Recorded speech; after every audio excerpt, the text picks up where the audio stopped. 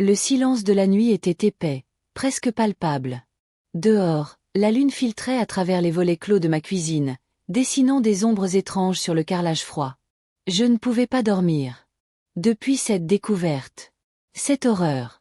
Mon estomac se serrait comme un poing. Mon chien, mon Max, mon vieux complice, avaient failli y passer. Et c'étaient eux. Les voisins. Les gentils Dubois. Je revoyais le regard de Madame Dubois, son sourire trop parfait, quand elle m'avait dit la semaine dernière. « Ah, votre Max a l'air un peu fatigué, vous devriez lui donner ses croquettes, elles sont excellentes. » Excellentes pour le tuer, oui. Je me levai, mes pieds nus faisant un bruit à peine audible sur le sol. J'avais besoin de quelque chose. Une idée germait, sombre et insistante, dans mon esprit. Pas de violence, pas de confrontation directe. Quelque chose de plus. Subtil. Quelque chose qui leur ferait comprendre, sans jamais pouvoir le prouver. J'ouvris le tiroir de la cuisine, celui où je gardais les outils de jardinage. Mes doigts effleurèrent le manche rugueux d'un vieux sécateur. Non, pas ça. Trop évident. Je me dirigeai vers le frigo. J'ouvris la porte, la lumière crue éclairant mon visage fatigué. Je cherchais. Il me fallait quelque chose de précis. Un aliment qu'ils aimaient. J'avais remarqué leur penchant pour les plats préparés, surtout le week-end. Leurs poubelles débordaient souvent de boîtes en plastique. Soudain, mon regard se posa sur le pot de moutarde à l'ancienne, celui que je n'utilisais presque jamais. Son odeur piquante me remplit les narines. C'était ça. Une idée folle, mais une idée quand même. Une petite vengeance, une façon de leur envoyer l'appareil, sans qu'ils ne puissent jamais me tenir responsable. J'attrapai le pot, le poids familier dans ma main. La nuit était encore longue. Très longue. Et je n'étais pas du genre à laisser passer une telle injustice. Max méritait mieux. Bien mieux. La cuisine était une fournaise silencieuse. La lumière blafarde du frigo, une fois refermée, laissait place à une obscurité quasi totale, troublée seulement par les reflets fantomatiques de la lune sur le linoléum. Mon cœur battait la chamade, un tambour fou dans ma poitrine. Max. Ce pauvre toutou, qui n'avait jamais fait de mal à une mouche, qui avait partagé ma vie pendant 10 ans, presque 10 ans. Et ces gens-là. Les Dubois. Leur façade de respectabilité, leur jardin impeccable, leur sourire de façade. Tout ça me révulsait au plus haut point. J'ai attrapé le pot de moutarde à l'ancienne. Son poids dans ma main était étrangement rassurant. Ce n'était pas une arme, pas vraiment. C'était une promesse. Une promesse de retour, une façon de leur faire payer, à leur manière. Sans bruit, sans qu'ils ne puissent jamais me relier à quoi que ce soit. Je me suis imaginé leur tête, plus tard, quand ils découvriraient. Quoi, au juste? Ça, il fallait y réfléchir. Je me suis dirigé vers le salon. Max dormait sur son panier, près de la cheminée éteinte. Sa respiration était calme, régulière. Tant mieux. Pour l'instant. Mais cette pensée, cette horreur, ne me quittait pas. L'idée que ces gens aient pu vouloir lui faire du mal, à lui, mon Max, mon pote. Ça me donnait la nausée. J'ai posé une main sur sa fourrure épaisse. Il a remué une oreille, sans ouvrir les yeux. Mon pauvre chien. J'ai repensé à la conversation avec Madame Dubois, il y a une semaine. Votre Max a l'air un peu fatigué, vous devriez lui donner ses croquettes, elles sont excellentes. Son sourire. Ce sourire qui cachait une telle bassesse. J'ai serré le pot de moutarde. J'avais besoin de réfléchir, de trouver le bon plan. Pas de représailles stupides, pas de cris, pas de menaces. Quelque chose de plus. Insidieux. Quelque chose qui les rongerait de l'intérieur. Je suis retourné dans la cuisine. Les ombres dansaient encore. J'ai ouvert une nouvelle fois le frigo. La lumière m'a ébloui. J'ai cherché. Il me fallait un aliment qu'ils aimaient, qu'ils consommaient souvent. J'avais remarqué leurs poubelles, toujours pleines de boîtes en plastique de plats préparés. Ils étaient du genre à aimer la facilité, à ne pas se compliquer la vie. Et ce pot de moutarde. C'était parfait. Une saveur forte, piquante, qui pouvait masquer bien des choses. J'ai ouvert le pot. L'odeur m'a envahi, âcre, vinaigrée. J'ai plongé une cuillère dedans. La texture granuleuse était agréable sous mes doigts. Je me suis imaginé en train de... Non, pas encore. Il fallait être patient. La nuit était encore jeune. Et j'avais tout mon temps. Je me suis assis à la table de la cuisine, le pot de moutarde posé devant moi. Les idées se bousculaient dans ma tête.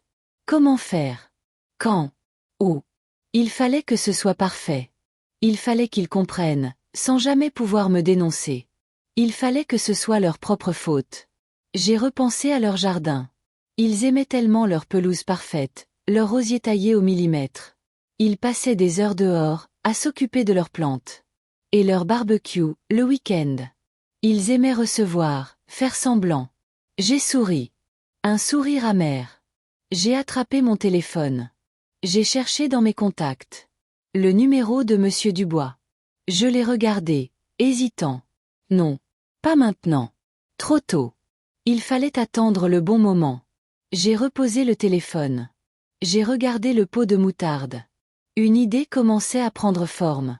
Une idée qui me donnait un frisson, un mélange d'excitation et de terreur. C'était fou, oui. Mais c'était nécessaire. Pour Max. Pour moi. Pour que cette injustice ne reste pas impunie. Je me suis levée. J'ai refermé le pot avec un clic sec. La nuit m'appelait. Et j'allais y répondre. J'allais leur montrer que l'on ne s'en prend pas impunément à mon chien. J'allais leur faire goûter, à leur tour, à une saveur amère. Une saveur qu'ils n'oublieraient jamais. Je suis sortie de la cuisine, laissant derrière moi le silence et les ombres. J'avais un plan. Un plan tordu, peut-être. Mais un plan quand même. Et ce soir, j'allais commencer à le mettre en œuvre. Petit à petit. Sans hâte. Avec la patience du prédateur. Max méritait que je me batte pour lui. Et je n'étais pas du genre à abandonner. Jamais. La cuisine était redevenue sombre, le frigo refermé, le silence s'installant à nouveau, plus lourd qu'avant. Mon cœur cognait encore, mais plus de panique, plutôt une sorte d'adrénaline froide. J'avais un plan. Un plan qui me donnait des sueurs froides, mais qui me semblait juste, nécessaire. Max méritait qu'on se batte pour lui. Ces Dubois, avec leur air de sainteté, ils allaient comprendre. Pas par la violence, non. Ça, ce n'est pas mon genre. Mais par une petite vengeance, bien calculée, qui allait les ronger de l'intérieur. Je me suis assis à la table, le pot de moutarde à l'ancienne posé devant moi. La lumière de la lune, filtrant à travers les persiennes, dessinait des formes étranges sur le carrelage. J'avais besoin de visualiser la suite. Pas tout faire d'un coup. Il fallait de la patience, de la méthode. Comme eux, ils avaient eu la patience de préparer ce poison pour mon chien. J'ai repensé à leur jardin. Ah, leur jardin. Ils en étaient tellement fiers. La pelouse tondue comme un tapis de billard, les rosiers taillés avec une précision d'horloger, les bordures impeccables. Ils passaient des heures là-dedans, à s'occuper de leurs plantes, à faire semblant d'être des gens bien. Et leur barbecue, le dimanche. Les odeurs de viande grillée qui montaient jusqu'à chez moi, les rires forcés. Ils aimaient bien se montrer, se donner une bonne image. Une idée a commencé à germer, plus précise cette fois. Quelque chose qui allait toucher à ce qu'ils aimaient le plus. Pas leur chien, ils n'en avaient pas. Pas leur voiture, trop voyant. Non, leur jardin. Leur fierté. J'ai attrapé mon téléphone. J'ai cherché dans mes contacts. Le numéro de Monsieur Dubois. Je l'ai regardé, une seconde. Non, pas encore. Trop tôt. Il fallait que le plan soit bien rodé. Je l'ai reposé. J'ai ouvert le pot de moutarde. L'odeur piquante, vinaigrée, m'a envahi. J'ai plongé une cuillère dedans. La texture granuleuse, c'était ça. C'était la clé. Il fallait que ça ait un goût fort, qu'on ne puisse pas le nier, mais qu'on ne puisse pas non plus le relier à moi. Je me suis levée, le pot dans une main, la cuillère dans l'autre. Je suis sortie de la cuisine, sans bruit. Max dormait toujours, paisiblement. Mon pauvre Max. Il ne savait pas ce qu'il avait évité de peu. Il ne savait pas non plus ce qui allait se passer. Je me suis dirigée vers la porte arrière, celle qui donnait sur le petit coin de jardin que j'avais aménagé moi-même. Pas grand-chose, juste quelques pots de basilic et de persil, mais c'était à moi. J'ai ouvert la porte doucement. L'air frais de la nuit m'a caressé le visage. La lune était haute, brillante. J'ai regardé vers la maison des Dubois. Leur lumière était éteinte. Ils dormaient, paisiblement. Ignorants. Pendant combien de temps encore? J'ai posé le pot de moutarde sur la petite table de jardin. J'ai regardé mes mains. Elles tremblaient un peu. Pas de peur, plutôt d'une sorte d'excitation malsaine. C'était ça, la première étape. Une petite touche, juste pour voir. Pour tester. J'ai pris une bonne cuillère de moutarde.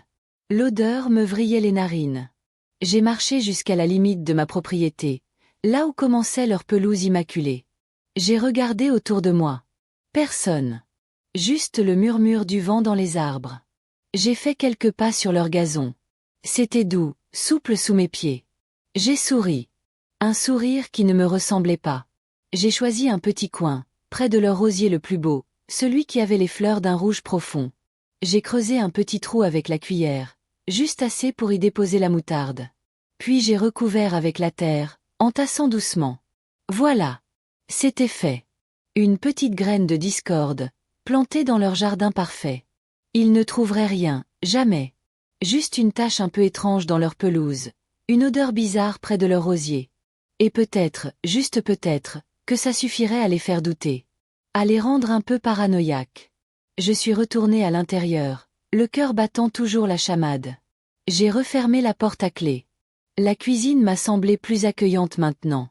Le pot de moutarde était toujours là, sur la table. Il attendait son heure. Mon heure. Je me suis assis de nouveau. J'ai regardé Max, qui dormait toujours. Il avait l'air si fragile, si innocent. Je ne pouvais pas laisser passer ça. Pas après ce qu'ils avaient fait. Pas après le regard qu'ils avaient eu, ce sourire de façade. La nuit était encore longue. Et mon plan ne faisait que commencer. J'avais toute la nuit pour y réfléchir, pour l'affiner. Pour trouver la suite. La vengeance, ça se prépare. Et la mienne, elle allait être aussi subtile et piquante que cette moutarde. Une saveur amère, qu'ils allaient devoir avaler, sans pouvoir jamais me désigner du doigt. C'était juste. C'était nécessaire. Pour Max. Et pour moi. La nuit s'étirait, longue et silencieuse.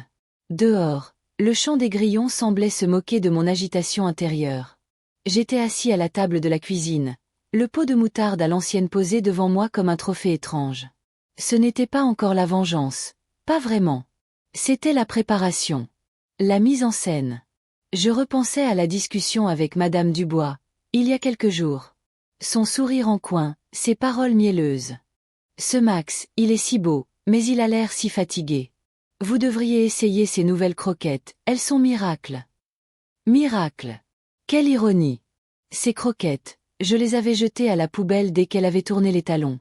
Et j'avais acheté celles que Max aimait, celles qu'il avait toujours mangées. Juste pour être sûr. Juste pour avoir la preuve. Mon regard glissait vers la fenêtre. La maison des Dubois était plongée dans l'obscurité. Ils dormaient, ces gens-là. Ils dormaient paisiblement, sans se douter de rien. Pendant combien de temps encore? J'avais posé cette première petite touche de moutarde près de leur rosier le plus précieux, celui qu'ils bichonnaient comme un enfant. Juste une petite cuillerée, enfouie dans la terre. Une graine de doute. Une odeur suspecte qui pourrait, peut-être, les rendre un peu nerveux. Les faire se regarder en chien de faïence. C'était une première étape. Un test. J'ai pris mon téléphone. J'ai hésité. Non, pas encore. Il fallait être patient. La vengeance, ça se déguste froid, comme on dit. Et surtout, ça se prépare avec soin. J'ai parcouru mes contacts. Il y avait des gens, des connaissances. Des gens qui auraient pu, peut-être, entendre parler de mes déboires. Des gens qui pourraient me rendre service, sans jamais savoir pourquoi. Mais pas tout de suite. Il fallait que le terrain soit préparé. Il fallait que la peur s'installe d'abord chez eux. Je me suis levée et j'ai fait les 100 pas dans la cuisine. Max remuait une patte dans son sommeil, un petit grognement s'échappant de ses lèvres. Mon cœur s'est serré. Ce pauvre chien. Il ne méritait pas ça. Pas du tout. Ces Dubois, ils avaient franchi une ligne. Une ligne rouge. Ils avaient touché à ce qui m'était le plus cher. Et ça, je ne l'oublierai jamais. J'ai rouvert le pot de moutarde. L'odeur piquante m'a fait éternuer. J'ai regardé la cuillère, encore un peu pleine. L'idée a germé, plus audacieuse cette fois. Plus directe. Il fallait qu'ils comprennent, mais sans que personne ne puisse jamais me relier à quoi que ce soit. Pas de traces, pas de témoins. Juste une suspicion lancinante, une inquiétude qui allait les ronger de l'intérieur. Je me suis imaginé leur jardin, leur fierté. La pelouse impeccable, les parterres de fleurs taillées au millimètre. Ils y passaient des heures, à s'occuper de leurs plantes, à se montrer sous leur meilleur jour. Et leur barbecue, le dimanche. Les odeurs de viande grillée qui montaient jusqu'à chez moi. Ils aimaient se faire plaisir, se montrer qu'ils réussissaient. J'ai pris une nouvelle cuillère de moutarde. J'ai regardé le pot. L'idée était là, claire et nette. Il fallait être subtil. Il fallait être patient. Mais surtout, il fallait qu'ils goûtent à leur propre médecine. Pas la mort, pas la destruction. Quelque chose de plus insidieux. Quelque chose qui allait les empêcher de dormir la nuit. Je suis retourné vers la porte arrière. L'air frais de la nuit m'a accueilli. La lune était toujours là, complice silencieuse de mes pensées sombres. J'ai regardé vers leur maison. Les lumières étaient toujours éteintes. Ils dormaient. Pendant combien de temps encore? J'ai posé le pot de moutarde sur la petite table de jardin. Mes mains tremblaient un peu, mais ce n'était plus de l'angoisse. C'était une sorte d'adrénaline froide. J'ai marché jusqu'à la limite de ma propriété, là où commençait leur pelouse immaculée. J'ai regardé autour de moi. Personne. Juste le murmure du vent dans les arbres. J'ai fait quelques pas sur leur gazon. C'était doux, souple sous mes pieds. J'ai souri. Un sourire qui ne me ressemblait pas. J'ai choisi un autre endroit, près de leur massif de roses. Pas le plus beau cette fois, mais celui qu'ils voyaient le plus souvent depuis leur fenêtre de cuisine. J'ai creusé un petit trou avec la cuillère, juste assez pour y déposer une bonne dose de moutarde. Puis j'ai recouvert avec la terre, entassant doucement. Voilà. C'était fait. Une nouvelle petite touche. Un nouveau grain de sable dans le rouage parfait. Je suis retourné à l'intérieur, le cœur battant toujours la chamade. J'ai refermé la porte à clé. La cuisine m'a semblé plus accueillante maintenant. Le pot de moutarde était toujours là, sur la table. Il attendait son heure. Mon heure. Je me suis assis de nouveau. J'ai regardé Max, qui dormait toujours. Il avait l'air si fragile, si innocent. Je ne pouvais pas laisser passer ça. Pas après ce qu'ils avaient fait. Pas après le regard qu'ils avaient eu, ce sourire de façade. La nuit était encore longue. Et mon plan ne faisait que commencer. J'avais toute la nuit pour y réfléchir, pour l'affiner. Pour trouver la suite. La vengeance, ça se prépare. Et la mienne, elle allait être aussi subtile et piquante que cette moutarde. Une saveur amère, qu'ils allaient devoir avaler, sans pouvoir jamais me désigner du doigt. C'était juste. C'était nécessaire. Pour Max. Et pour moi. Le soleil commençait à poindre, timide, derrière les toits. J'avais passé la nuit sur le qui-vive, à écouter le moindre bruit, à rejouer le scénario dans ma tête. Max, blotti à mes pieds, respirait calmement. Il avait l'air si paisible, mon pauvre chien. Si innocent. Il ne se doutait de rien, de la nuit blanche que je venais de passer, des pensées qui m'avaient traversé. Les Dubois dormaient encore, j'en étais sûre. Ils devaient rêver de leur jardin parfait, de leurs rosiers impeccables, de leur vie bien rangée. Quelle ironie! J'ai regardé le pot de moutarde posé sur la table de la cuisine. Il avait l'air inoffensif, là, comme ça. Mais je savais ce qu'il cachait. Une promesse. Une petite vengeance qui commençait à peine à germer. J'avais bien fait de ne pas aller les voir directement. Pas encore. La patience, c'est la clé. Ils avaient eu la patience de préparer ce poison pour Max. Il fallait que j'aie la patience de leur rendre l'appareil. Je me suis levée, j'ai attrapé le pot et je suis retournée dehors. L'air était frais, vivifiant. La rosée perlait sur l'herbe de mon petit coin de jardin. J'ai jeté un coup d'œil vers la maison d'en face. Toujours pas de lumière. Ils devaient faire la grasse matinée, ces gens-là. Ils ne savaient pas que leur petit monde parfait était déjà entaché. J'ai repensé à leurs paroles. Ce Max, il est si beau, mais il a l'air si fatigué. Vous devriez essayer ces nouvelles croquettes, elles sont miracles. Madame Dubois, avec son sourire de façade, son regard un peu trop appuyé. Elle avait cru me manipuler facilement. Elle avait sous-estimé ma vigilance. Elle avait sous-estimé mon amour pour Max. J'ai pris une nouvelle cuillère de moutarde. Cette fois, je ne suis pas allé près de leur rosier le plus beau. J'ai visé un endroit plus discret, mais tout aussi symbolique. Près de leur abri de jardin, celui où ils rangeaient tous leurs outils de jardinage. Leurs précieux sécateurs, leurs râteaux, leurs binettes. Ils y tenaient comme à la prunelle de leurs yeux. J'ai creusé un petit trou, juste à côté de la porte. J'ai déposé une bonne dose de moutarde, bien au fond. Puis j'ai recouvert avec soin, entassant la terre. Personne ne verrait rien. Juste une petite tache, un peu étrange.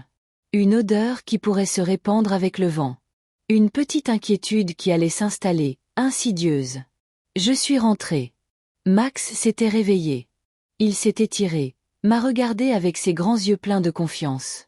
Je lui ai gratté la tête. C'est bon, mon vieux. Tu es en sécurité maintenant. J'ai jeté un œil au pot de moutarde. Il en restait encore. Il ne fallait pas tout gâcher. Il fallait que ce soit progressif. Qu'il commence à se poser des questions. Qu'il doute. J'ai attrapé mon téléphone. J'ai cherché dans mes contacts. Il y avait bien quelques personnes qui auraient pu, peut-être, entendre parler de mes soucis. Des gens discrets. Des gens qui aiment bien rendre service, quand ça les arrange. Mais pas encore. Il fallait que le terrain soit préparé. Il fallait que leur propre anxiété les rende plus réceptifs. J'ai regardé par la fenêtre. Le ciel s'éclaircissait. Le jour se levait sur leur petit monde de perfection. Mais je savais, moi, qu'une fissure venait de s'y installer. Une petite fissure, presque invisible, mais qui allait grandir. Lentement. Inexorablement. J'ai pris une nouvelle cuillère de moutarde. Cette fois, j'ai visé leur boîte aux lettres.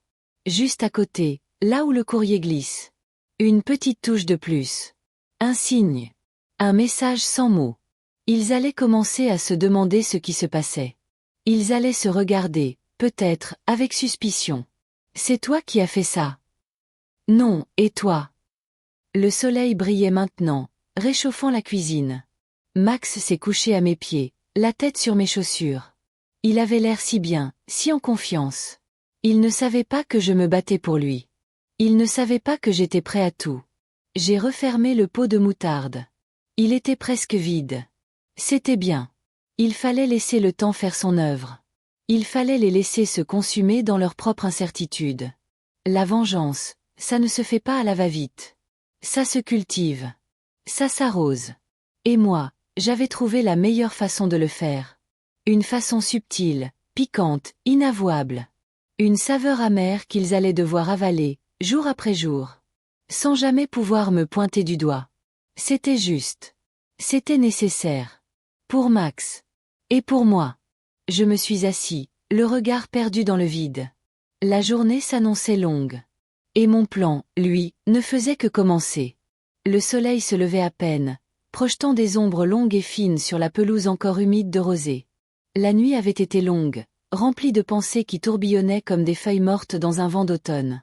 Max, mon fidèle compagnon, dormait encore à mes pieds, sa respiration régulière un doux murmure dans le silence matinal. Il ne savait rien des machinations qui occupaient mon esprit, de la colère sourde qui me poussait à agir. Il ne savait pas que sa sécurité, son bien-être, était devenu ma seule raison d'être. J'ai regardé le pot de moutarde, posé là, sur la table de la cuisine, comme un trophée de guerre silencieux. Il ne restait plus grand-chose. Juste assez pour quelques touches finales. L'idée de les voir se ronger les sangs, de les voir douter, me procurait une étrange satisfaction. Ils avaient cru pouvoir me faire du mal, à moi et à Max, en toute impunité. Ils avaient sous-estimé mon amour pour mon chien, ma détermination à le protéger. Ils avaient cru que leur petite manipulation, leur sourire narquois, passerait inaperçu. Quelle erreur! Je me suis levé, attrapant le pot. L'air frais de la matinée m'a donné un coup de fouet. J'ai jeté un œil à la maison d'en face. Toujours pas de signe de vie. Ils dormaient encore, paisiblement, bercés par l'ignorance. Ils ne se doutaient pas que leur petit monde parfait commençait à se fissurer. Je me suis dirigé vers leur jardin, cette fois avec une intention plus précise. Pas de grands gestes, pas de provocation évidente. Juste une subtile insinuation, une petite graine de malaise plantée là où ça ferait le plus mal. Je me suis approché de leur boîte aux lettres. Pas directement dedans, non. Juste à côté, là où le courrier glisse, là où le facteur pose parfois des publicités. J'ai pris une petite cuillère de moutarde, juste ce qu'il fallait. J'ai creusé un petit trou dans la terre, juste assez pour y déposer cette touche piquante. Puis j'ai recouvert, lissant la terre pour que rien ne paraisse. Un petit signe. Un message muet. Ils allaient commencer à se poser des questions. Qui a fait ça? Pourquoi? Le doute allait s'installer, insidieux, comme une mauvaise herbe dans un parterre soigné. Je suis rentré, le cœur battant un peu plus vite. Max s'était réveillé. Il s'est étiré, m'a regardé avec ses grands yeux confiants. Je lui ai gratté la tête. C'est bon, mon vieux. Tout va bien. Il ne savait pas, mais il était en sécurité. Je ne laisserai plus jamais personne lui faire du mal. J'ai regardé le pot de moutarde. Presque vide. C'était bien. Il fallait que ce soit progressif. Qu'il commence à se demander si ce n'était pas eux qui perdaient la tête. Qu'il se regarde avec suspicion. C'est toi qui as fait ça. Non, et toi? Le soleil brillait maintenant, réchauffant la cuisine. Max s'est couché à mes pieds, la tête sur mes chaussures. Il avait l'air si bien, si en confiance. Il ne savait pas que je me battais pour lui. Il ne savait pas que j'étais prêt à tout. J'ai refermé le pot de moutarde. Il était presque vide. C'était bien. Il fallait laisser le temps faire son œuvre. Il fallait les laisser se consumer dans leur propre incertitude. La vengeance, ça ne se fait pas à la va-vite. Ça se cultive. Ça s'arrose. Et moi, j'avais trouvé la meilleure façon de le faire. Une façon subtile, piquante, inavouable. Une saveur amère qu'ils allaient devoir avaler, jour après jour. Sans jamais pouvoir me pointer du doigt. C'était juste. C'était nécessaire. Pour Max. Et pour moi. Je me suis assis, le regard perdu dans le vide. La journée s'annonçait longue. Et mon plan, lui, ne faisait que commencer. La journée s'était étirée, longue et silencieuse. Max était mon ombre, me suivant partout, son regard plein de cette confiance aveugle qui me serrait le cœur. Je le regardais, lui grattais les oreilles, lui murmurais des mots doux. Il ne comprenait pas, bien sûr. Il ne savait pas que chaque instant était une bataille pour lui. Une bataille que je menais en secret, avec des armes qu'eux n'auraient jamais imaginées. Le pot de moutarde était vide. J'avais pris soin de ne rien laisser traîner. Tout était propre, net, comme si rien ne s'était passé. Mais je savais. Et bientôt, il saurait aussi. J'avais passé l'après-midi à réfléchir. Pas à la manière de me venger, ça, c'était déjà fait. Non, je réfléchissais à la suite. Comment faire pour qu'il comprenne, sans jamais pouvoir me le reprocher? Comment semer le doute, l'inquiétude, la paranoïa, sans jamais être pris la main dans le sac? C'était ça, le vrai défi. Pas une vengeance éclatante, non. Une lente érosion. Un poison lent, comme celui qu'ils avaient voulu administrer à mon pauvre Max. J'ai attrapé mon téléphone. J'ai fait défiler les contacts. Il y avait bien quelques personnes, des connaissances, des gens qui savaient rendre des services, des gens discrets. Mais pas encore. Il fallait que la graine qu'ils avaient semée germe d'abord. Il fallait qu'ils commencent à se regarder en chiens de faïence. Vers la fin de l'après-midi, j'ai entendu des bruits venant de chez eux. Des voix. Ils étaient rentrés. J'ai regardé par la fenêtre. J'ai vu Madame Dubois dans son jardin.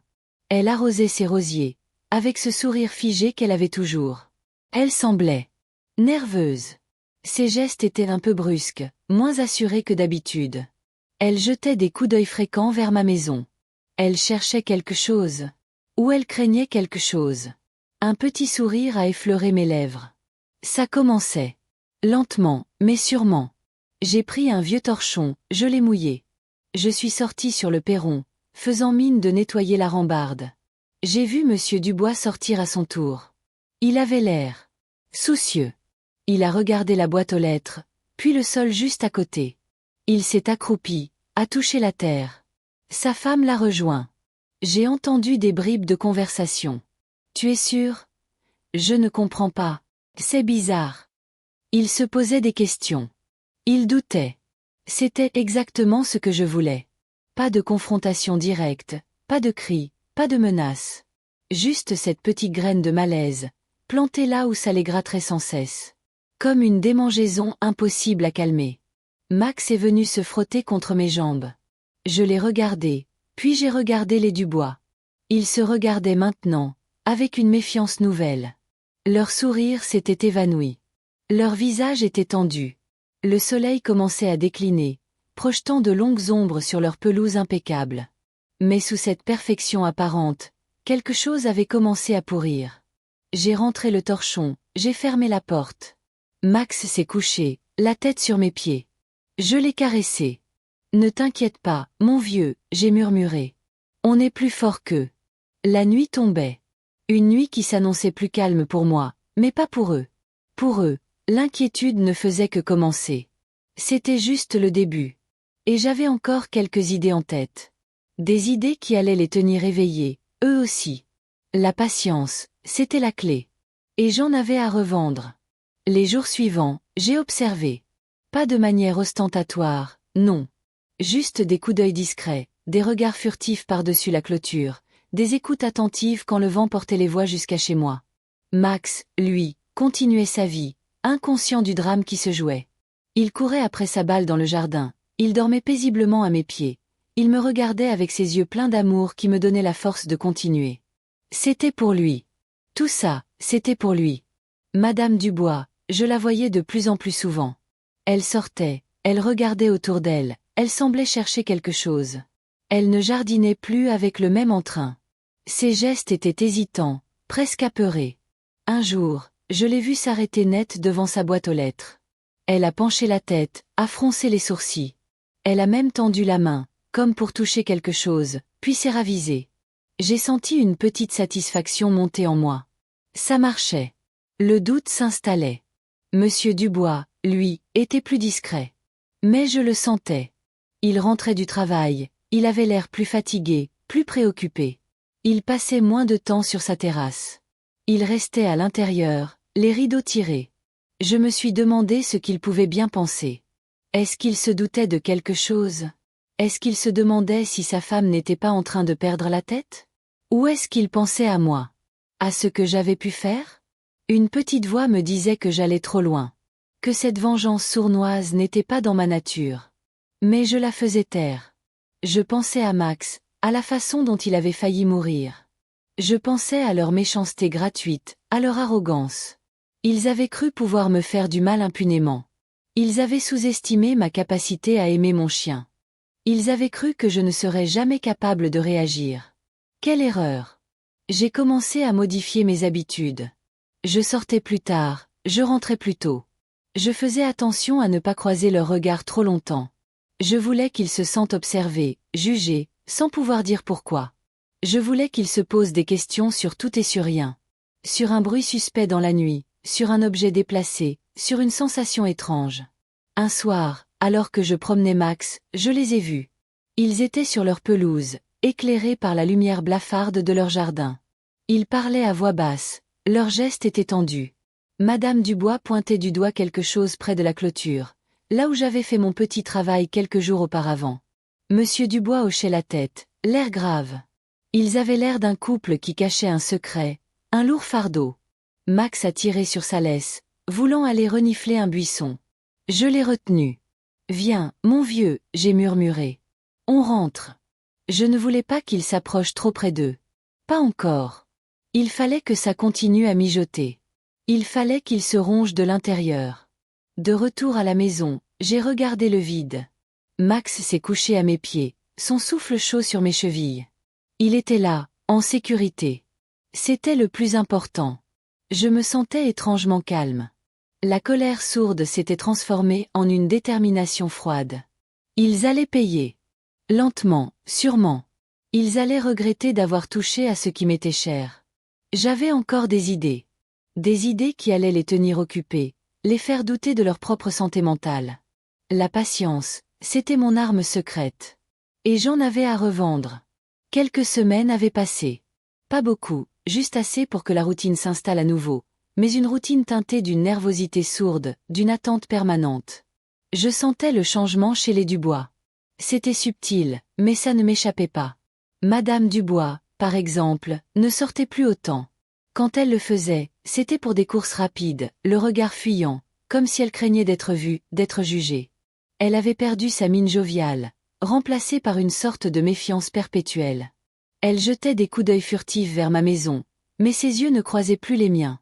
C'était comme si elle me voyait, mais qu'elle ne voulait pas me voir, de peur de ce qu'elle pourrait y lire. Monsieur Dubois, lui, était devenu encore plus silencieux. Avant, il était déjà du genre réservé, mais là, c'était différent. Il rentrait du travail, saluait d'un signe de tête à peine perceptible, et disparaissait à l'intérieur. Les soirées où on l'entendait bricoler dans son garage, ou quand il passait la tondeuse, c'était fini. Le silence régnait, un silence lourd, chargé. J'imaginais ses pensées. Est-ce qu'il se remémorait ce jour-là, celui où il avait trouvé le pot de moutarde vide? Est-ce qu'il se demandait si c'était une blague, une mauvaise farce? Ou est-ce que le doute s'était installé, le doute que quelque chose de plus sinistre s'était passé? Max, lui, vivait dans son monde, un monde de jeux et de sieste. Il ne se doutait de rien. Il était mon roc, mon ancre dans cette tempête que j'avais moi-même déclenchée. Le voir courir dans le jardin, la langue pendante, le cœur battant la chamade après une balle, c'était ma plus grande récompense. C'était pour lui que je faisais tout ça. Pour qu'il continue à vivre, heureux et insouciant. Un après-midi, alors que je rentrais des courses, j'ai vu Madame Dubois sortir de chez elle avec un sac poubelle. Elle s'est dirigée vers les conteneurs, mais elle a hésité avant de jeter son sac. Elle a regardé autour d'elle, comme si elle s'assurait que personne ne la voyait. Puis, elle a sorti quelque chose du sac, un petit objet qu'elle a jeté rapidement derrière un buisson, loin des regards. Mon cœur s'est emballé. Qu'est-ce que c'était? Un autre vestige de leur petite malice? Un indice qu'elle voulait faire disparaître? Je n'ai pas pu m'empêcher de sourire. Ils commençaient à paniquer, à vouloir effacer les traces de leurs actes. C'était exactement ce que je voulais. Plus tard, j'ai fait semblant de promener Max près de leur jardin. J'ai gardé mes distances, observant. Le buisson derrière lequel Madame Dubois avait jeté son déchet semblait différent. Je me suis approché un peu plus, sous prétexte de laisser Max renifler une fleur. Et là, j'ai vu. C'était une petite boîte en plastique, vide. Une de celles qui servent à conserver des médicaments. Mon sang n'a fait qu'un tour. C'était peut-être une coïncidence, mais je ne croyais pas aux coïncidences. Pas avec eux. J'ai ramené Max à la maison, le cœur battant. La colère, cette vieille colère sourde, est revenue me saisir. Ils avaient joué avec ma patience, avec mon amour pour mon chien. Ils avaient cru que je ne m'en rendrais pas compte, ou pire, qu'ils s'en sortiraient sans conséquence. Mais ils avaient tort. Ils allaient payer pour leur méchanceté. Lentement, insidieusement. J'avais encore des cartes en main. Des idées qui allaient germer, comme des mauvaises herbes dans leur jardin bien entretenu. Ils allaient comprendre que jouer avec moi, c'était jouer avec le feu. Et que j'étais prêt à tout pour protéger mon Max. Le jeu continuait, et j'étais bien décidé à le gagner. La boîte en plastique. Ça tournait dans ma tête. Qu'est-ce qu'il pouvait bien cacher? Une ordonnance vide, jetée comme ça, derrière un buisson. Ça sentait le coup monter, le truc qu'on essaie de faire disparaître en douce. J'ai ramené Max à la maison, le cœur qui battait la chamade, pas de fatigue, non, mais d'une sorte d'excitation nerveuse. C'était comme si le jeu prenait une autre dimension. Les Dubois commençaient à craquer. C'était bon signe. Le lendemain, j'ai décidé de changer un peu ma routine. Au lieu de sortir Max pour sa promenade du matin, je l'ai gardé un peu plus longtemps à la maison. Je voulais observer. Je me suis installée à la fenêtre de la cuisine, un café à la main, et j'ai attendu. Le soleil commençait à peine à dorer les toits, et l'air était encore frais. C'est là que je l'ai vue. Sophie. Elle est sortie de chez elle, l'air hagard, comme si elle n'avait pas dormi de la nuit. Elle a fait le tour de sa maison, le regard balayant les moindres recoins. Elle s'est arrêtée net devant sa boîte aux lettres, a hésité, puis s'est rapidement dirigée vers son jardin. Elle avait l'air d'une voleuse prise en flagrant délit. Elle s'est accroupie près de la clôture, là où j'avais trouvé la boîte. Elle a fouillé dans la terre, l'air paniqué. On aurait dit qu'elle cherchait quelque chose qu'elle avait elle-même enterré. Je l'ai vue sortir un petit objet de sa poche, un truc brillant. Elle l'a regardé une seconde, puis l'a jeté dans le composteur. C'était un petit flacon. Un petit flacon de... Quoi? Je ne pouvais pas distinguer la couleur du liquide, mais l'idée m'a traversé l'esprit. Le même genre de flacon que celui que j'avais trouvé derrière le buisson. Elle est restée là un moment, les mains dans la terre, comme si elle essayait de faire disparaître une mauvaise pensée. Puis elle s'est relevée, s'est essuyée les mains sur son tablier, et est rentrée chez elle, sans un regard vers ma maison. Elle avait l'air épuisée, vaincue. J'ai souri. Un sourire lent, satisfait. Ça marchait. Ma petite campagne de terreur psychologique portait ses fruits. Ils commençaient à douter de tout, de leur mémoire, de leur santé mentale. Ils se surveillaient mutuellement, se demandaient ce que l'autre pouvait bien cacher. Et moi, j'étais là, dans l'ombre, à savourer leur malaise. Max s'est approché, a posé sa tête sur mes genoux. Ses grands yeux bleus me regardaient avec cette confiance aveugle qui me donnait la force de continuer. Je lui ai caressé la tête. « C'est pour toi, mon vieux », j'ai murmuré. « Ils vont payer. Ils vont comprendre ce que c'est de s'en prendre à toi. » Je savais que ce n'était que le début. J'avais encore plein d'idées en tête. Des petites choses, des détails qui allaient les ronger de l'intérieur. Des bruits la nuit, des objets déplacés, des ombres furtives. Je voulais qu'ils vivent dans la peur constante, dans l'incertitude. Qu'ils se demandent à chaque instant si je n'étais pas juste derrière la clôture, à les observer, à attendre le bon moment. Ce soir-là, j'ai préparé le dîner. J'ai fait un bon ragoût, celui que Max adore. Pendant que ça mijotait, j'ai regardé par la fenêtre. Les lumières étaient allumées chez les Dubois, mais les rideaux étaient tirés. Ils étaient enfermés, coupés du monde, prisonniers de leurs propres angoisses. J'ai senti une vague de froid me parcourir. La vengeance, c'était une chose. Mais ce qui se passait là, c'était autre chose. C'était une descente dans une noirceur que je ne me connaissais pas. Mais je ne pouvais plus m'arrêter. Pas tant que Max ne serait pas en parfaite sécurité. Pas tant qu'il n'aurait pas compris qu'on ne touche pas à ce qui est précieux pour moi. Le jeu continuait. Et j'étais bien décidée à le gagner. Le soleil filtrait à travers les volets clos, dessinant des zébrures de lumière sur le parquet de la cuisine. Il était tard, ou peut-être tôt, je ne savais plus trop. Les nuits étaient devenues courtes, hachées par une inquiétude diffuse. Max dormait à mes pieds, sa respiration régulière un baume sur mes nerfs à vif. Je le regardais, ce petit être si innocent, et une rage froide montait en moi. Ils avaient osé. Ils avaient vraiment osé. Je me suis levée, les articulations raides. Le silence de la maison était assourdissant. Dehors, le quartier s'éveillait doucement. J'ai ouvert les volets, laissant la lumière du jour m'envahir. La maison d'en face, celle des Dubois, semblait endormie. Rideaux tirés, pas un bruit. Ils se cachaient, ces lâches. Ils préféraient se terrer dans leurs mensonges plutôt que d'affronter la vérité. J'ai préparé un café, le geste mécanique. Mon regard s'est posé sur le pot de moutarde posé sur le plan de travail. Le même pot. J'ai souri. Un sourire sans joie. C'était là que tout avait commencé, dans cette petite absurdité qui avait révélé leur vraie nature. Une petite pique, une mesquinerie, qui avait failli coûter la vie à mon chien. J'ai repensé à la veille. Sophie, paniquée, fouillant dans la terre, jetant ce petit flacon dans le composteur. Elle avait l'air d'une gamine prise en faute. Ils étaient en train de perdre pied, et ça, c'était bon.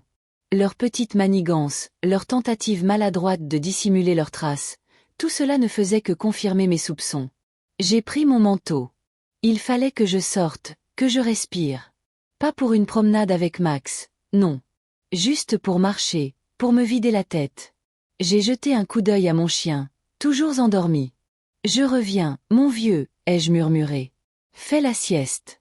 Je m'occupe de tout. » Je suis sortie, refermant doucement la porte derrière moi. L'air était frais, vivifiant. J'ai pris la direction opposée à celle de la maison des Dubois. Je voulais m'éloigner, prendre du recul. Mais leur présence, leur ombre, semblait planer sur tout le quartier. J'ai marché sans but précis, traversant les rues encore calmes. Les maisons se ressemblaient, avec leurs jardins bien entretenus, leurs façades impeccables. Une façade de normalité qui cachait, j'en étais sûre, bien des secrets. J'imaginais les conversations silencieuses, les regards fuyant entre eux. La paranoïa s'installait, doucement, insidieusement. C'était exactement ce que je voulais. Arrivé près du petit parc, j'ai hésité. D'habitude, c'était là que je venais avec Max. Les bancs vides, le terrain de jeu désert, tout me rappelait sa présence. J'ai continué ma marche, contournant le parc. J'avais besoin d'air, pas de souvenirs. Je me suis retrouvée dans une rue que je connaissais peu, plus résidentielle, avec des maisons plus anciennes. C'est là que j'ai vu le petit marché, celui qui s'installe les jours de marché. Quelques étals étaient déjà dressés, les commerçants déballant leurs marchandises. Fruits, légumes, fromages. Une odeur de pain frais flottait dans l'air. J'ai décidé de m'arrêter. Peut-être que l'agitation, la vie normale des gens, me ferait du bien. J'ai acheté une baguette, encore tiède, et un morceau de comté. Des choses simples, réconfortantes. En attendant qu'on me serve, mon regard a croisé celui d'une femme, une habitante du quartier, que j'avais déjà vue. Elle m'a regardé un instant, puis a détourné le regard, un léger froncement de sourcils. Elle aussi avait perçu quelque chose. L'air était chargé d'une tension invisible, d'une méfiance sourde. Je suis rentré chez moi, le pain sous le bras. Max m'a accueilli avec des jappements joyeux, remuant la queue avec frénésie. Il ne se doutait de rien. C'était mon moteur, mon unique raison de continuer. Je lui ai donné un bout de fromage, qu'il a avalé en un clin d'œil. Je me suis assis à la table de la cuisine, la baguette à moitié mangée. J'avais besoin d'un plan. Pas une vengeance brutale, non. Quelque chose de plus subtil. Quelque chose qui les rongerait de l'intérieur, comme ils avaient tenté de me ronger, de me détruire. Ils avaient joué avec ma patience, avec mon amour pour mon chien. Ils allaient apprendre que le silence pouvait être une arme redoutable. Et que moi, j'étais prêt à tout pour que justice soit faite. Le jeu continuait, et j'étais bien décidé à le gagner. J'avais encore des cartes en main, des idées qui commençaient à germer. Ils allaient comprendre. Ils allaient comprendre ce que c'était que de s'en prendre à mon Max. Le soleil commençait à décliner, projetant de longues ombres sur les façades des maisons. Rentrer chez moi avec cette baguette tiède et ce morceau de fromage, c'était comme un retour à la normale, un bref répit avant de replonger dans mes pensées. Max, lui, était toujours dans son monde, un monde de jeux et de sieste, un monde que je voulais à tout prix protéger. Je le regardais, la tête posée sur ses pattes, les yeux mi-clos, et je sentais la colère monter à nouveau. Ils avaient failli lui faire du mal. Eux, les Dubois, mes voisins si tranquilles en apparence. Sophie, avec son air effrayé hier matin, cherchant à enterrer des preuves. C'était bien la preuve qu'ils savaient ce qu'ils faisaient. Ils avaient agi dans l'ombre, avec une lâcheté qui me révulsait. J'ai commencé à réfléchir sérieusement. La vengeance, c'était une chose, mais il fallait que ce soit propre, efficace. Pas une explosion de violence qui me retomberait dessus. Non, quelque chose de plus insidieux. Les faire douter, les rendre paranoïaques, les pousser à s'entretuer, si possible. Leur propre peur serait leur punition. Je me souvenais de ce pot de moutarde, ce détail si anodin qui avait tout déclenché. Une petite chose, une mesquinerie, qui avait failli avoir des conséquences dramatiques. C'était ça, leur méthode. Des petites attaques, des coups bas, des choses qui te rongent de l'intérieur sans que tu saches vraiment d'où ça vient. J'ai pris une grande bouchée de baguette. Le goût simple, familier, me rassurait un peu. Il fallait que je sois malin. Que je retourne leur propre jeu contre eux. J'avais vu Sophie paniquer. Elle avait peur. C'était leur talon d'Achille. La peur. Je devais l'entretenir, la nourrir. Je me suis levée et j'ai commencé à faire les 100 pas dans la cuisine. Mes pensées s'accéléraient. Des idées commençaient à germer, des petites choses, des détails qui allaient faire une grosse différence. Je me suis arrêtée devant la fenêtre, regardant la maison des Dubois. Les rideaux étaient toujours tirés. Ils se cachaient. Ils attendaient, sans doute, que tout cela passe. Mais ça ne passerait pas. Pas tant que je ne serais pas sûre que Max soit en sécurité. Pas tant qu'il n'aurait pas compris qu'on ne s'en prend pas impunément à ce qui m'est cher. J'ai repensé à ce petit flacon que Sophie avait jeté dans le composteur. Un liquide. Qu'est-ce que c'était exactement? Je n'avais pas pu le voir. Mais l'idée qu'ils aient pu utiliser des produits dangereux pour s'en prendre à Max me donnait froid dans le dos. Et en même temps, ça attisait ma détermination. Je devais trouver une preuve concrète, quelque chose qui les incrimine vraiment.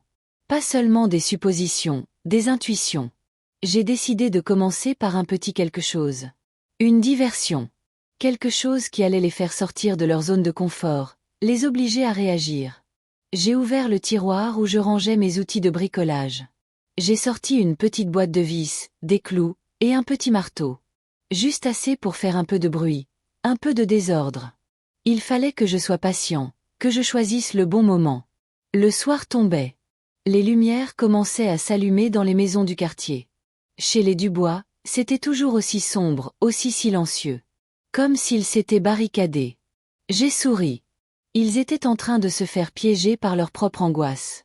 Et moi, j'étais là, dehors, à préparer le terrain. J'ai regardé Max, qui s'était réveillé et venait me faire la fête. Je l'ai pris dans mes bras, le serrant fort.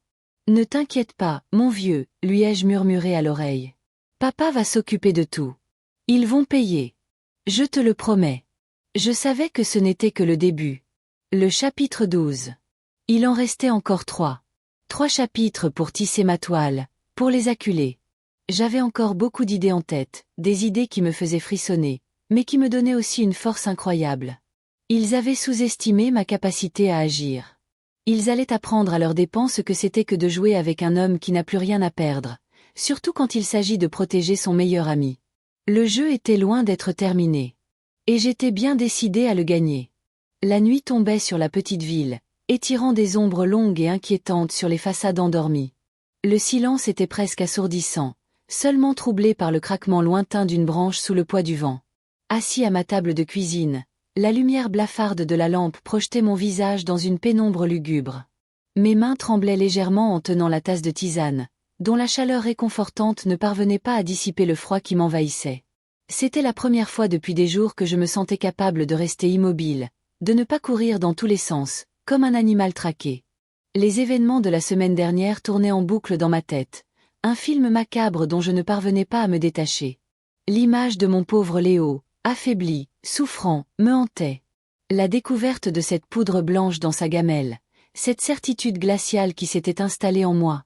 Je pouvais encore sentir la colère monter, une rage sourde et dévastatrice qui menaçait de me consumer.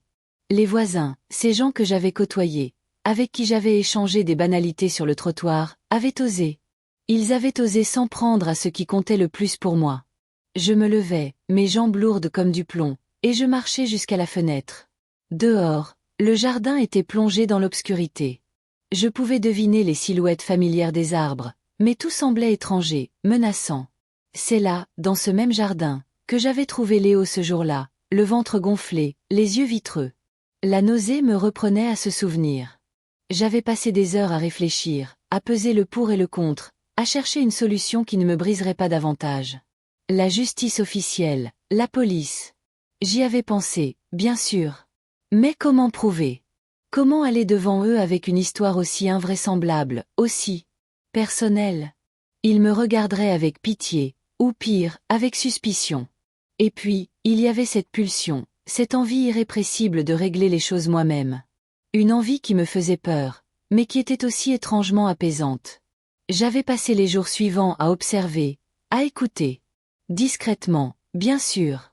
À me faire passer pour quelqu'un qui n'y voyait que du feu. J'avais entendu des bribes de conversation, des rires un peu trop forcés, des regards fuyants. Des indices, rien de plus, mais suffisants pour alimenter ma conviction. Il savait. Et il ne semblait pas particulièrement inquiet. Cette nonchalance me mettait hors de moi. Ce soir, quelque chose avait changé. La tristesse était toujours là, une compagne fidèle, mais elle était désormais teintée d'une résolution nouvelle. Une résolution sombre, née de la douleur et de la trahison. Je ne pouvais plus rester dans cette attente passive. L'idée avait germé, lente, insidieuse, et maintenant, elle prenait racine dans mon esprit. Je retournai à ma table. Sur le coin, posé négligemment, il y avait ce petit objet. Je l'avais trouvé par hasard, quelques jours auparavant, en fouillant dans un vieux carton au grenier. Un objet anodin, presque oublié. Mais ce soir, il prenait une toute autre signification. Je le pris dans ma main, le poids familier me rassurant d'une manière étrange. Il était temps de passer à l'action. Le temps de faire comprendre à certains que les actes ont des conséquences, que la cruauté ne reste jamais impunie. L'air était chargé d'une tension palpable, comme avant un orage. Et je sentais que l'orage, cette fois, venait de moi. Ma vie avait basculé, et il était hors de question que je laisse ceux qui l'avaient fait vaciller s'en tirer à si bon compte. La nuit serait longue, et elle marquerait un tournant. Un tournant décisif. La nuit s'était installée, lourde, complice. J'avais attendu, le cœur battant la chamade, chaque craquement de branches, chaque bruit de pas dans la rue me faisant sursauter. Max dormait enfin, blotti contre moi, son souffle régulier un baume sur mes nerfs à vif. Mais le sommeil ne venait pas. Mes pensées tournaient, encore et encore, autour de ce que j'avais fait. C'était fait. Le petit geste, celui qui devait tout déclencher. J'avais agi dans l'ombre, comme eux. J'avais utilisé leur propre méthode, la mesquinerie calculée, pour semer le doute. Je repensais à ce soir, à la fenêtre de la cuisine. La maison des Dubois, plongée dans le noir. Sophie et Marc, sûrement terrifiés, enfermés, se demandant ce qui se passait. J'avais sorti les outils, le petit marteau, les vis. Un bruit discret, juste assez pour qu'ils l'entendent. J'avais visé juste, le mur de leur garage, juste à côté de la porte. Pas assez pour faire des dégâts, mais assez pour que ça les alerte. Un bruit inhabituel, une intrusion subtile. J'avais imaginé leur réaction, la panique, les murmures, les accusations échangées dans le noir. C'était le début. La première pierre de leur propre angoisse. Et puis, il y avait eu le flacon. Ce petit truc que Sophie avait balancé dans le composteur. Je l'avais récupéré, bien sûr. Un flacon en verre teinté, vide. Pas de nom, pas d'étiquette. Juste une odeur âcre, persistante, qui me donnait la nausée rien qu'à y penser. J'avais gardé ça précieusement. Une preuve potentielle, mais surtout, un symbole. Le symbole de leur lâcheté, de leur volonté de nuire à mon Léo. Je l'avais posé sur la table de ma cuisine, à la vue de tous, ou plutôt, à la vue de personne. Juste là, pour me rappeler pourquoi j'étais là, pourquoi je faisais ça. Les jours qui avaient suivi avaient été un supplice d'attente. J'avais guetté, écouté. Les Dubois ne sortaient presque plus. Les volets restaient clos. Quand je les croisais par hasard, leur regard était fuyant, leur salutation hâtive. Sophie avait l'air plus pâle que d'habitude, ses yeux cernés. Marc, lui, affichait une tension palpable, comme s'il cherchait constamment quelque chose ou quelqu'un. Ils avaient entendu le bruit, c'était sûr. Ils avaient dû se dire que quelqu'un rôdait, qu'ils étaient surveillés. La paranoïa commençait à s'installer, exactement comme je l'avais prévu. Ce soir, l'attente était presque terminée. J'avais préparé la suite. Pas de violence directe, non. Juste des petites choses, des détails qui allaient ronger leur tranquillité. J'avais passé l'après-midi à bricoler dans mon garage, une occupation qui me changeait les idées. J'avais récupéré de vieilles ampoules, des fils électriques, un petit interrupteur. Des éléments anodins, mais qui, assemblés avec une certaine intention, pouvaient devenir perturbants. Je me suis levé, le corps endolori par cette position statique. J'ai regardé Max, qui remuait doucement dans son sommeil. Mon Léo. Tout ça, c'était pour lui. Pour qu'il retrouve la paix, et pour que ceux qui lui avaient fait du mal la perdent à jamais. J'ai pris le petit flacon sur la table. Son odeur me rappelait la rage que j'avais ressentie ce jour-là. Une rage froide, calculée, qui me donnait la force d'aller jusqu'au bout. Je suis sorti dans le jardin, la nuit noire m'enveloppant comme un manteau. L'air était frais, vivifiant. J'ai traversé le jardin, me dirigeant vers la limite de la propriété des Dubois. Les arbres se dressaient comme des sentinelles silencieuses. J'ai repensé à la poudre blanche, à la gamelle de Léo. Une image qui ne me quitterait jamais. Mais maintenant, ce n'était plus de la tristesse que je ressentais, mais une détermination sans faille. J'ai atteint la clôture. Les lumières de leur maison étaient toujours éteintes. Ils étaient là, cachés, guettant, attendant. Ils attendaient quoi? La fin de cette histoire? Elle ne ferait que commencer pour eux. J'ai sorti de ma poche le petit montage que j'avais préparé. Un assemblage de fils, d'ampoules, reliés à un petit boîtier. Rien de dangereux, juste déroutant. J'ai repéré un endroit discret, sous leur fenêtre de salon. Un endroit où ça se verrait, où ça ferait du bruit, où ça les obligerait à sortir. J'ai travaillé vite, mes gestes précis, habitués. J'ai fixé mon appareil, camouflé dans la végétation. J'ai vérifié les connexions. J'ai imaginé leur découverte, le lendemain matin. La surprise, la peur, l'incompréhension. Qui avait fait ça? Pourquoi? Le doute allait grandir, se nourrir de leur propre peur. C'était le début de la fin pour eux. J'avais encore une dernière étape, la plus importante, celle qui scellerait leur sort. Mais pour l'instant, il fallait laisser le poison agir. Laisser la peur faire son œuvre. Je suis rentré chez moi, le cœur un peu plus léger. Le premier coup était porté. Le jeu continuait.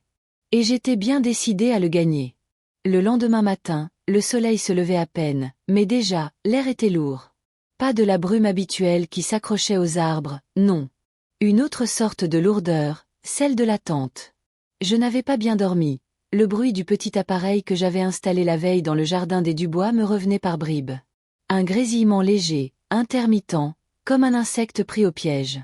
J'imaginais déjà la tête qu'il ferait. Sophie, avec ses airs de sainte Nitouche, et Marc, le grand costaud qui se croyait intouchable. Ils allaient sortir, chercher la source du bruit, et trouver mon petit cadeau. J'avais bien camouflé les fils, juste assez pour qu'on les voie si on cherchait, mais pas assez pour que ce soit évident au premier coup d'œil. L'idée, c'était de les faire douter, de les rendre paranoïaques. Qu'ils se disent que quelqu'un était venu rôder, qu'ils étaient surveillés. Je me suis levée, le corps encore un peu raide. Max, mon chien, dormait paisiblement à mes pieds. Il avait l'air si innocent, si fragile. Le souvenir de sa souffrance me serrait encore le cœur, mais cette fois, ce n'était plus de la tristesse. C'était une colère froide, une détermination à faire payer ceux qui avaient osé lui faire du mal. Je suis allée dans la cuisine. Le petit flacon en verre teinté, celui que Sophie avait jeté à la poubelle, était toujours là, posé sur la table. Je l'avais gardé, bien sûr. Pas comme une preuve à présenter à la police. Ça, je n'y croyais plus. Plutôt comme un rappel. Un rappel de leur bassesse, de leur cruauté. L'odeur âcre qui s'en dégageait, même infime, me donnait encore la nausée. J'ai pris une tasse de café noir, bien chaud. J'avais besoin de me réveiller, de me mettre en condition. L'étape suivante était cruciale. Celle qui allait vraiment les faire vaciller.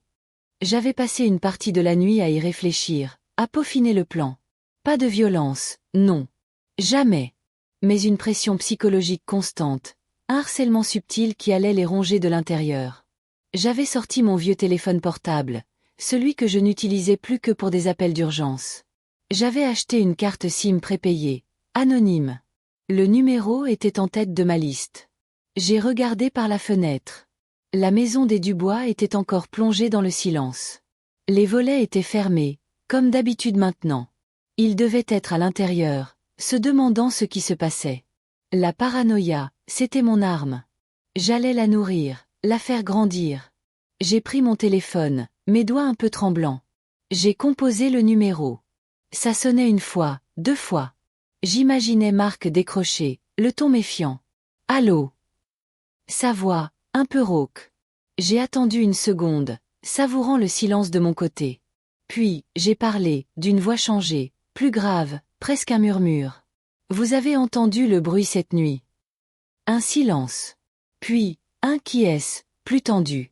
Juste une question, ai-je continué, ma voix toujours aussi basse. Vous vous sentez en sécurité chez vous? J'ai raccroché avant qu'il ne puisse répondre. J'ai posé le téléphone sur la table. C'était ça, la suite. Des appels courts, anonymes, des questions qui sèment le doute. Des murmures dans la nuit. Je ne voulais pas qu'ils sachent qui était derrière tout ça. Juste qu'ils sentent qu'ils n'étaient plus tranquilles. Qu'ils étaient exposés. J'ai passé le reste de la matinée à surveiller. À observer leur maison. Vers 10 heures, les volets du salon se sont ouverts d'un coup. J'ai vu Marc sortir, l'air hagard. Il a regardé autour de lui, scrutant le jardin, la rue. Il avait l'air perdu, inquiet. Sophie est apparue à la fenêtre, le visage pâle. Elle a dû lui parler du bruit, de mes appels. Ils étaient en train de craquer. J'ai souri, un sourire mince, sans joie. Ce n'était que le début. Je ne voulais pas leur faire de mal physiquement. Non. Je voulais leur infliger la même peur, la même angoisse qu'ils avaient infligée à mon Léo. Je voulais qu'ils vivent dans l'incertitude, qu'ils se méfient de tout le monde. Que chaque ombre, chaque bruit suspect, les fasse sursauter. J'ai pris le petit flacon. Je suis retournée dans le jardin, vers la clôture qui séparait ma propriété de la leur. J'ai regardé une dernière fois la maison. Ils étaient là, à l'intérieur, probablement en train de se regarder, de se demander ce qui allait leur arriver ensuite. J'ai ouvert le flacon, et j'ai doucement versé son contenu sur la terre, juste à la limite de leur jardin. Un petit geste symbolique. Le poison qu'ils avaient utilisé pour mon chien, je le rendais à la terre, là où il avait été jeté. Comme pour effacer la souillure, pour que rien de ce qui avait été pollué par leur cruauté ne reste impuni. J'ai jeté le flacon vide dans ma poubelle. C'était fini. Mon plan n'était pas de les détruire, mais de les rendre fous. De leur faire regretter chaque seconde de leur vie d'avoir pensé pouvoir s'en tirer comme ça. Je suis rentrée chez moi, le cœur étrangement calme. Max s'est levé, s'est étiré, et est venu me lécher la main. J'ai caressé sa tête, sentant son pelage doux sous mes doigts. Pour lui, j'avais fait tout ça. Pour qu'il retrouve la paix, et pour que ceux qui l'avaient fait souffrir ne la connaissent plus jamais. L'air était redevenu plus léger, mais ce n'était pas la légèreté de la faim, plutôt celle du début d'une nouvelle ère. La leur. Une ère de doute et de peur. La mienne était terminée. Je pouvais enfin commencer à guérir. C'est tout. Si vous avez aimé cette vidéo, partagez-la avec vos amis et laissez votre like. Abonnez-vous à la chaîne et activez la cloche pour ne pas manquer d'autres vidéos comme celle-ci. Laissez votre commentaire en disant ce que vous avez pensé de la vidéo et ce que vous aimeriez voir dans les prochaines vidéos. Rappelez-vous que nous avons d'autres vidéos dans ce style que vous aimerez regarder. Entrez simplement dans notre chaîne que je vous garantis que vous aimerez. Jusqu'à la prochaine vidéo.